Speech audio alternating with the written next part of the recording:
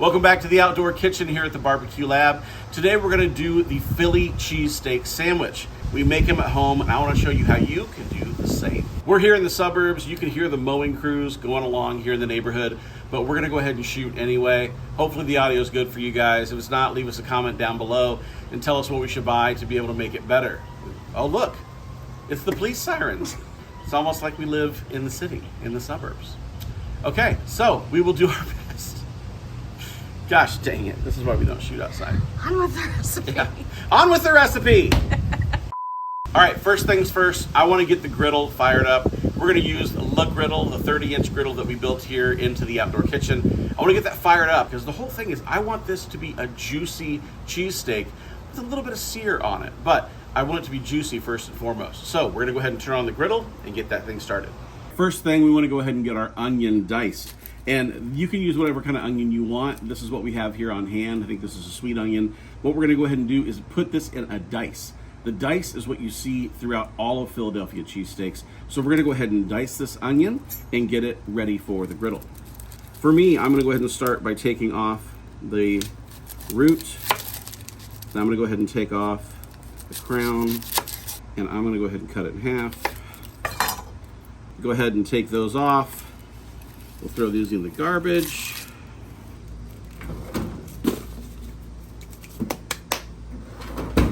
And when it comes to making a dice, there's a bunch of different ways to dice.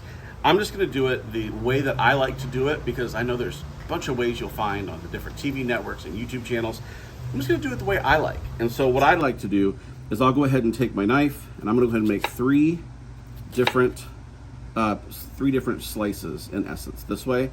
And then since we're talking about a crescent, I'm just going to go ahead and cut all the way around like this and get my dice. Same thing, thirds. And come around the side.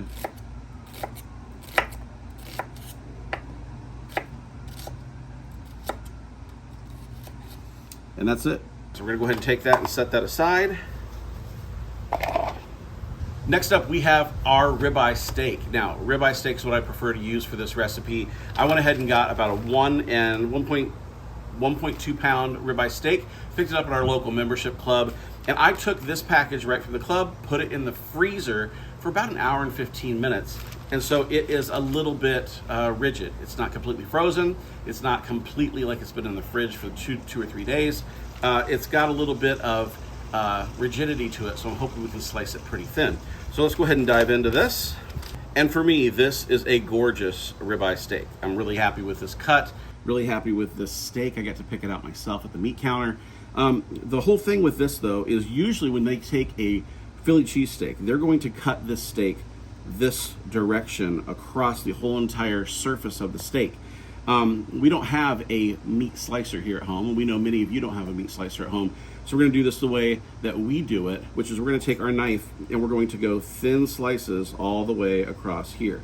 And just trying to keep it as thin as possible. When you're working with a knife like we are here, this is our Shun Premier Series, I think it's an 8-inch. But this knife is one of my favorites for how thin the blade is. All I'm gonna do is I'm gonna make sure that I use the pinch grip technique where I'm putting my hand on primarily the knife and not just holding it like this. I won't have as much control this way as if I actually have the control this way. So I'm gonna go through and I'm just going to shave this steak with this knife.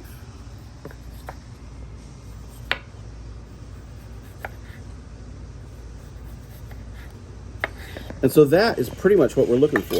If you see this, that is a nice thin piece of steak. And you could do that on a meat slicer. You can also do it with a knife, just like what we're doing here today. So I'm gonna go ahead and get this thing all sliced up. And I gotta love this section that we're cutting right here. This is one of my favorite parts of the ribeye. If you get a chance, this is the part that I wanna eat when I'm at a steakhouse. Just give me this cat part, please. We all have busy lives these days and can't afford to waste a day stuck on the couch because of a few drinks the night before. Zbiotics is the answer that we've all been looking for. Zbiotics pre-alcohol probiotic is the world's first genetically engineered probiotic. It was invented by PhD scientists to tackle rough mornings after drinking. Here's how it works. When you drink, alcohol gets converted into a toxic byproduct in the gut. It's this byproduct, not dehydration, that's to blame for your rough next day. Zbiotics produces an enzyme to break this byproduct down. It's designed to work like your liver, but in your gut where you need it most. Just remember to drink Zbiotics before drinking alcohol, drink responsibly, and get a good night's sleep to feel your best tomorrow. Labor Day weekend is coming right up and is bound to have some great barbecue, gathering of friends, and family and adult beverages. To avoid a rude awakening the next day, make sure to order Zbiotics in time. Go to zbiotics.com/thebarbecuelab or scan the QR code on the screen right now to get 15% off your first order when you use the Barbecue Lab at checkout. You can also sign up for a subscription using my code so you can stay prepared no matter the time or occasion. Zbiotics is backed with 100% money-back guarantee, so if you're unsatisfied for any reason, they'll refund your money, no questions asked. Remember to head to zbiotics.com/thebarbecuelab and use the code thebarbecuelab at checkout for 15% off. Thank you, Zbiotics, for sponsoring this video. All right, we've got the meat sliced up. We have it nice thin slices. And as you can tell, still here in the suburbs, got the gardeners going next door. Pretty soon we're gonna have to start a GoFundMe to move the barbecue lab out into the country or something because that's fun. Hopefully you guys can't hear it, but it would drive us kind of batty around here. It's hard to find a good roll for a Philly cheesesteak unless you're baking your own. Now you definitely can bake your own, but my suggestion is if you wanna use this as a weeknight meal, something that you're gonna throw on the griddle, eat fast, be able to entertain people with even, you may not have time to make your own. Now we searched for a good long time trying to find someone who makes a good long hoagie roll to be able to make a Philly cheesesteak with. And I was thrilled that at our local Sam's Club, they sell foot-long hoagie rolls. So these are about maybe $1 a piece or so, but this is what we're gonna use today. It's not that expensive. It's very simple. You just go pick up a bag and you bring it with you. So that's what I would recommend. If you're gonna make this for the first time, second time, before you wanna start making your own bread, just go pick up a pack, maybe at your local Sam's Club or a bakery near you. That's what we're gonna use. So we're gonna go ahead and get this cleaned off. Let's cut the roll. But we're gonna just slice this just like they would at your favorite sub shop. We're just gonna go ahead, go through here, come into the side, make a nice cut along the side of the bread, making sure that we don't go all the way through, and then we can open it up, and there we go. All right, the griddle is up to temperature. We're running right around 250, 260 degrees. So we're gonna cook mostly on the right-hand side of the griddle today because that's giving us the lowest temps, and let's bring this thing to life. I'm gonna start with a little bit of a neutral oil. I like avocado. I like olive oil, especially light tasting olive oil if you can get it. We're gonna take that, add our onions in.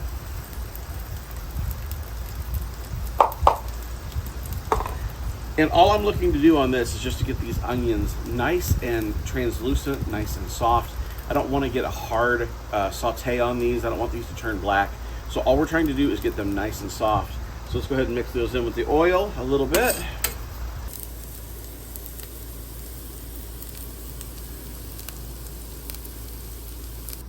So those onions are ready. Let's go ahead and put a little bit more oil down.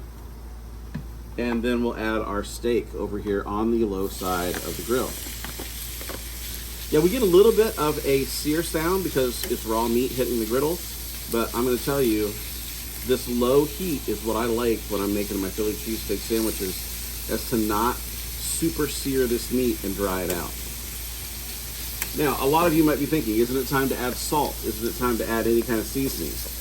You can, but what I find is that's what's gonna dry this meat out first. So I add my salt at the very, very end when I add my cheese. That way I'm trying to lock in that moisture as long as possible in this steak. Now there may be some of you out there saying, hey, you know what? That's not the exact way they do it in Philly. And well, here's the deal. I don't know about you, but I don't live in Philly. And even though I'd like to go there for sandwiches, I don't get a chance to go there for sandwiches all the time. So we're gonna make our own version in the backyard that honors Philly, that honors the great Philadelphia cheesesteak sandwich places out there. And this is gonna be delicious, I guarantee it. We're at the point where I think we're almost ready to go ahead and season and cheese this. If you look, there's a little bit of pink still around here, very minimal. I'm gonna flip it over one more time, and we're gonna go ahead and season and cheese, because we're almost there. All right, so that's what I'm looking for, something just like this. Now, I find it difficult to get a whole 12-inch hoagie over onto a bun at one time. So what I wanna do is I wanna go ahead and make sure that I have about the depth, or about the length of a bun, but I'm gonna go ahead and make 2 piles out of this. I'm gonna go ahead and split it in half, and we'll have the first one and the second one that we're gonna put on using our spatula. So we'll mix onions with half, onions with half, put those on top. But we're gonna separate these so we can put them up with our long spatula. All right, now it's time to season.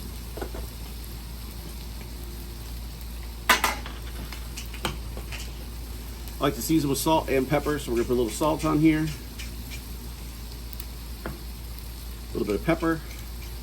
Now, some of you might say, well, they don't use pepper in Philly. No, that's okay. You don't use pepper at home, your call. I like a little pepper on my Philly cheesesteaks. Now, you can usually get them with provolone, or you can get them with Cheese Whiz. Today we're going provolone, so I'm gonna go 2 slices per side. 1, 2, 1, 2, and we're gonna go ahead and let that melt. Now, there's an optional way that a lot of people do this. What they'll do is they'll take this whole half of the sandwich and they'll flip it over and they'll melt that provolone cheese on the actual griddle, and they'll cause it to melt and stick and bubble. You can totally do that. That's one way to do it. So on this one, I'm gonna let this one completely melt the way it is, and we're gonna stick it on the bun. That's how we're gonna call our sandwich. We're almost there. I wanna warm up the roll a little bit. I'm just gonna take this and put it on the griddle and warm up the inside of that just a little bit, and then we're gonna stick this on here and make our sandwich. Okay, nice little light toast on the bun. All we're gonna do is we're gonna take this, we're gonna go half and half. Here we go.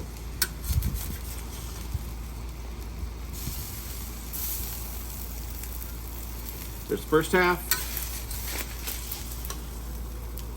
and there is our second half. Make sure you get the stragglers. This stuff's still good eats, even if it won't end up in the first shot here. But that, my friends, is a good looking Philly cheesesteak.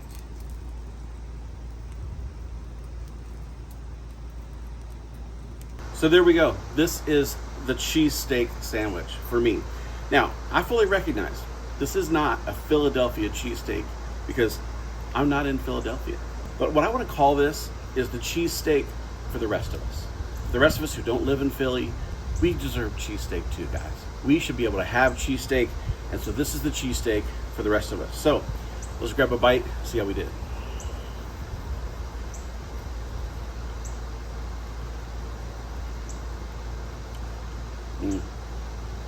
It's cheesy. You get the provolone right away. I can taste the beef. That is some gorgeous beef that we picked up. I'm really happy with it, that prime. But the thing I would say is this is not a hard sandwich to make. All you really need is a ribeye steak, a good hoagie roll, and a griddle. Now, if you're in the market for a griddle, we love the Griddle 30-inch that we put in here in the outdoor kitchen. You can get this with a cart model. You can put it out on the patio. You can build it in like we have it here. You can even take this model, set it on a table, and it works that way too. So really versatile griddle that we like a lot. So if you're looking for one, give the Griddle a check out. I'll put a link down below where you can find them. But the Philly cheesesteak for the rest of us, I hope you try it. We'll put a recipe down below if you haven't seen it, down in the description. And that's what we do here at the Barbecue Lab. We test the best in outdoor cooking. We teach you recipes like this to wow your family, to impress your friends, to be able to help you have gatherings at your house of friends and family, make great food, create shared experiences. So thanks so much for joining us. I can't wait to see you next time. If you have any questions, drop them down in the comments below. How would you make this better? Have you ever made one of these at home? Let us know. Can't wait to see you next time here in the Barbecue Lab. It's very windy, so we're going to do what we can to make it so that this is something that you can listen to and not want to stab yourself in the eyes.